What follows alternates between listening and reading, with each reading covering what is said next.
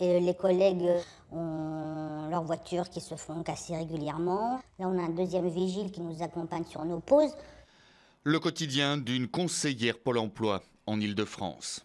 J'ai déjà vu des gens même crier sur des conseillers, les menacer. Et tout ça parce qu'il y a trop d'attentes. L'année dernière, on a eu une menace par arme à feu, entre guillemets, avec photo de l'arme à feu, etc. Et du coup, la personne a été condamnée à 6 mois de prison, ferme. Sur les 6 premiers mois de l'année, il y a eu 350 agressions physiques dans les pôles emploi d'Île-de-France.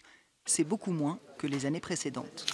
La voie des airs ne sera plus le seul moyen d'accès vers Tuktoyaktuk. Tracer la route vers l'Arctique, sur le papier, c'est super simple.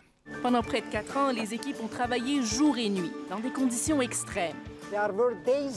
Parfois, il faisait moins 55 degrés. On devait laisser la machinerie en marche 24 heures sur 24. Sinon, tout aurait gelé.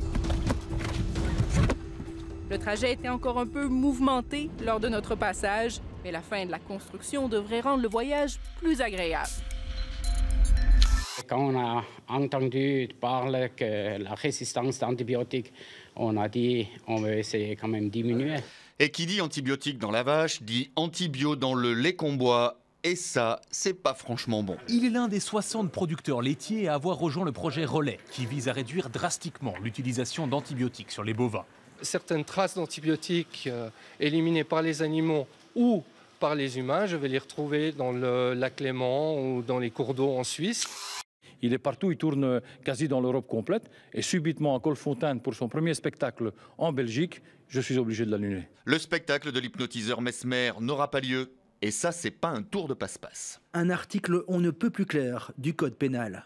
Quiconque aura donné en spectacle une personne hypnotisée par lui-même ou par autrui sera puni d'un emprisonnement de 15 jours à 6 mois. Une disposition légale très ancienne de 1892. Et une loi, dit le procureur, c'est fait pour être respecté. Le bourgmestre de Colfontaine préfère parler quant à lui de la dernière histoire belge.